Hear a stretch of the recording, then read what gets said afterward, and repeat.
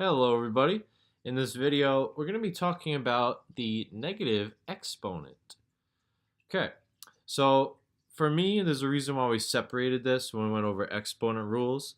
Negative exponents are, not that it's a big topic and there's multiple lessons with it, but for me, it was something that conceptually was always a little difficult to, as I was a student, kind of understand it when my teachers were telling me or showing me what negative exponents were. And as a teacher, explaining it conceptually can be a little confusing as well, making sure that you guys get it. So something that I wanted to focus on in its own individual video, the negative exponent and how it's evaluated, how we could think about it, all that fun stuff. So let's think about 2 to the third power. We're going to compare it obviously to what we're really focusing on today, 2 to the negative third power. So 2 to the third power, we can simply think about as, not 6, hopefully, gotta go back a few videos if you think 6 was the answer. 2 to the third power is repeated multiplication of 2, 3 times. 2 times 2 times 2. Tells us how many times that base, which in this case is 2, is being repeated. Okay, and now we can evaluate this. 2 times 2 is 4. 4 times that remaining 2 is 8. Okay, so this whole expression boils down to, or works out to, 8. Now, first time you see this, it's something you could type in your calculator and get an answer. We've already seen evaluating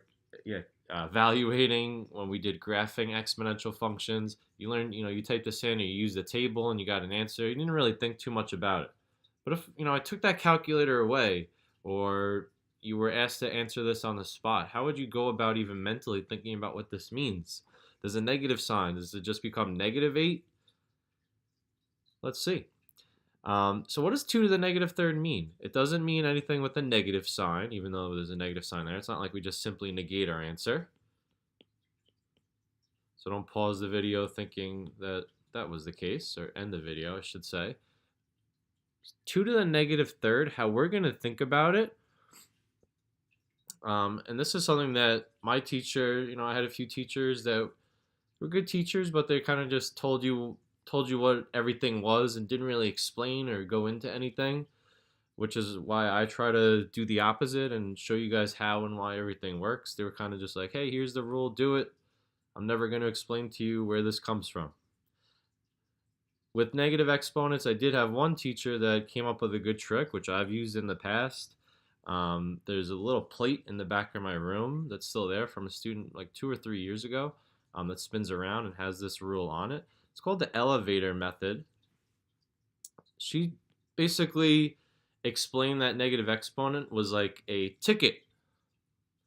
And if we think about an elevator with 2 floors, right now that expression is on the top floor. A negative exponent is like a ticket to ride the elevator. I don't know what elevators collect tickets, but in this hypothetical scenario, they do.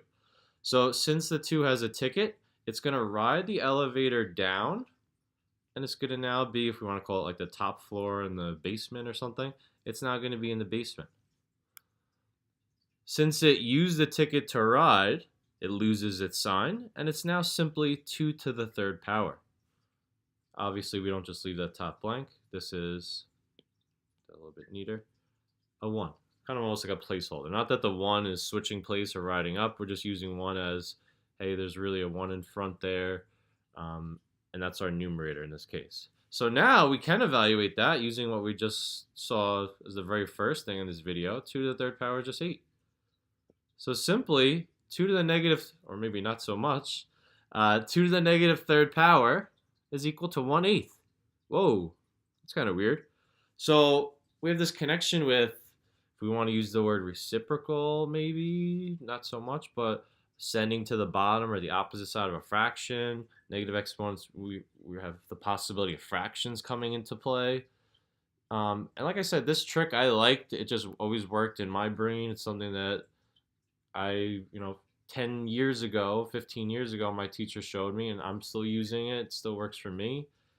Students in the past that I've taught this to kind of like it. Some of them get confused as to why an elevator needs a ticket, and they got hung up on that. But That's how I always like to envision the negative exponent.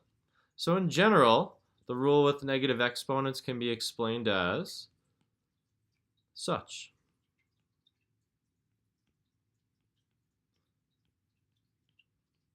Or kind of like the converse of this. So that's what we just did. If we have some base raised to a negative exponent, it's equivalent to 1 over that same base raised to the positive version of that particular number, whatever it may be. And again, that goes into our whole ticket analogy. It sends it to the bottom. But what if you start on the bottom and you have a ticket? Okay, what if we have like 1 over 2 or 1 over 3 to the negative 2 power? Okay, we could use that same analogy. Now it rides the elevator up, it loses the ticket or uses the ticket, now it becomes positive. Okay, so both of these scenarios explain what we do with negative exponents. Again, this is evaluating it by hand. Most of us just type it in our calculators and don't think about it ever again, but this is really what's going on. It is important for some of the stuff we're going to see in future lessons with exponential growth and decay, knowing how to evaluate negative exponents. So one quick example. This is something that I would jot down. This is like the thing you'll see in textbooks. Again, if you don't like the elevate, if that's not working for you, that's great. As long as you know the rule, that's cool as well. Let's do something like this.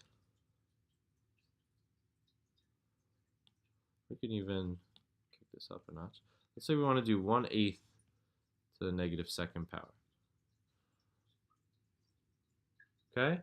With fractions that are raised to exponents, we could think about it as both the numerator and denominator being raised to that particular exponent, almost like distributing the exponent inside. Okay? So if both the numerator and denominator have tickets, they're basically going to flip-flop places. What do I mean by that? The 8's going to ride it up, lose the negative sign. The 1's going to ride it down. Not that 1 to a power changes anything, but if this was 3/8 or something like that, we'd have a 3 on the bottom.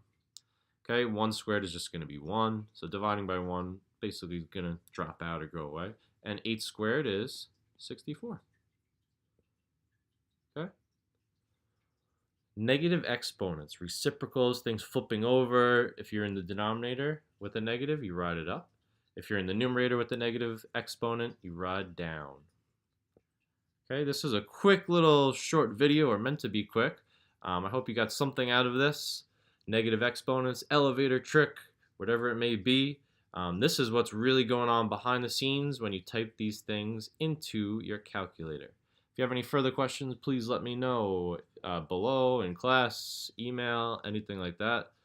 Send a note on a pigeon and send it to somewhere. I don't know.